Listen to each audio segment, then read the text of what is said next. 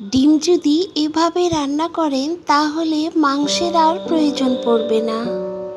সামনে যদি মাংস রান্না করেও রেখে দেন, সবাই কিন্তু এই ডিমের রেসিপিটাকে আগে পছন্দ করবে এবং এটাকেই আগে খেতে চাইবে। এতটাই টেস্টি এবং এতটাই লোভনীয় হয় যে সবাই এটা দিয়েই পুরো ভাতটা ছোট বড় সবাই খেয়ে নেবে। আসসালামু আলাইকুম, হ্যালো ভিউয়ার্স, সবাই কেমন আছেন? আলহামদুলিল্লাহ আমি অনেক ভালো আছি। আশা করছি আপনারাও অনেক ভালো আছেন। লেটস কুকিং আপনাদের সবাইকে স্বাগতম জানিয়ে ডিমের একটা নতুন রেসিপি নিয়ে চলে আসলাম। তো দেখুন বন্ধুরা, এখানে আমি ডিমটাকে সিদ্ধ করে নিয়ে ছিলে এটাকে আমি চাকুর সাহায্যে এভাবে একটু করে এভাবে আমি কেটে নিচ্ছি। খুব বেশি কাটবো না, তাহলে কিন্তু কুসুমটা বের হয়ে যাবে। জাস্ট এভাবে হালকা করে কেটে দিচ্ছি, তাহলে তেল মশলা খুব ভালো করে এই ডিমের মধ্যে ঢুকে যাবে। রেসিপিটা দেখতে দেখতে যারা এ পর্যন্ত চলে এসেছেন এবং একটি লাইক দিতে ভুলে গিয়েছেন, আশা করব ছোট্ট একটি লাইক দিয়ে সাথেই থাকবেন। তো দেখুন বন্ধুরা, এখন আমি ডিমের মধ্যে সামান্য পরিমাণ হলুদ মাখিয়ে নিব। এটা জাস্ট অপশনাল, এটা শুধু একটু কালারের জন্য ডিমের মধ্যে আমি হলুদ দিয়ে খুব ভালো করে মাখিয়ে নিব। তো দেখুন বন্ধুরা, এভাবে আমি সমস্ত ডিমগুলোকে হলুদটাকে মাখিয়ে নিচ্ছি, যার কারণে কিন্তু ডিমটা ভাজার সময়ও কিন্তু তেলটা ছিটবে না। এখন চুলায় একটি কড়াই বসিয়ে তাতে একটু সরিষার তেল দিয়ে আমি ডিমগুলোকে হালকা করে ভেজে নিব। আমার চ্যানেলে যারা নতুন বন্ধুরা, তারা কিন্তু সাবস্ক্রাইব করে পাশের বেল আইকনটি প্রেস করে দিবেন, যাতে এরকমই নতুন নতুন রেসিপি আগে আপনার কাছে নোটিফিকেশন চলে যায়। তো দেখুন বন্ধুরা, এভাবে আমি ডিমগুলোকে একটু হালকা করে ভেজে নিব। চুলার জালটা কিন্তু লো টু মিডিয়াম হিটেই রেখে এটাকে ভাজতে হবে।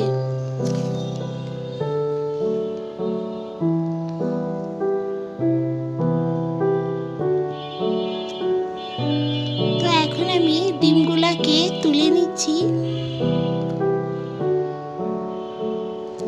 এখন আমি এই একই তেলে এখানে আমি দুটা দারচিনি এবং দুটা এলাচ অ্যাড করে দিয়েছি এবং এখানে একটু জাস্ট 1 চিমটি পরিমাণ, হাফ চা চামচ পরিমাণ গোটা জিরে অ্যাড করে দিচ্ছি, জাস্ট এটা ফোড়নের জন্য। গোটা জিরেটা দিলে খুব সুন্দর একটা ফ্লেভার আসে। এটাকে জাস্ট একটু হালকা পরিমাণ এভাবে ভেজে নিয়ে এখন এখানে আমি প্রায় 4টে বড় বড় সাইজের পেঁয়াজ কুচি অ্যাড করে দিচ্ছি।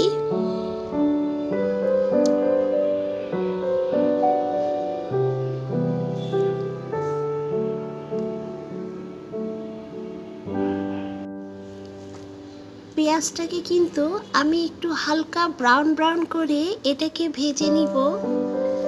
এটাকে কিন্তু খুব লাল লাল করে ভেজে নিব না, জাস্ট একটু হালকা ব্রাউন হয়ে আসলে এখানে এবার আমি 1 টেবিল চামচ পরিমাণ আদা বাটা এবং 1 টেবিল চামচ পরিমাণ রসুন বাটা অ্যাড করে দিচ্ছি। এবার মশলার মধ্যে এই আদা রসুনের পেস্টটাকে খুব ভালো করে ভাজা ভাজা করে নিব। আদা রসুনের পেস্টটা যখন একটু ভাজা ভাজা হয়ে আসবে, তখন আমি এখানে 1 চা চামচ পরিমাণ হলুদের গুঁড়া, 1 চা চামচ পরিমাণ ধনিয়া গুঁড়া, 1 চা চামচ পরিমাণ লাল মরিচের গুঁড়া এবং হাফ চা চামচ পরিমাণ লবণ অ্যাড করে দিচ্ছি। এবার মশলাগুলো খুব ভালো করে মিশিয়ে নিচ্ছি এবং এটাকে ততক্ষণ পর্যন্ত কষিয়ে নিব যতক্ষণ পর্যন্ত এর তেলটা ছেড়ে না আসবে।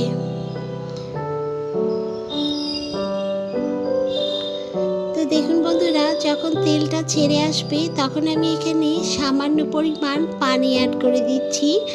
আজকের এই ডিমের রেসিপিটা আমি মুখী কচু এবং আলু দিয়ে এটাকে রান্না করে নিব।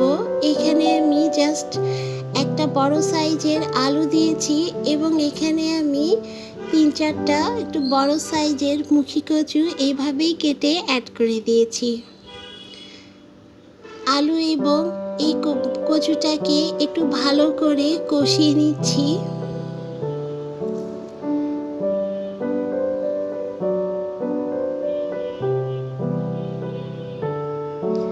ভালো করে যখন কষিয়ে নেওয়া হয়ে যাবে তখন আমি এখানে পানি অ্যাড করে দিব।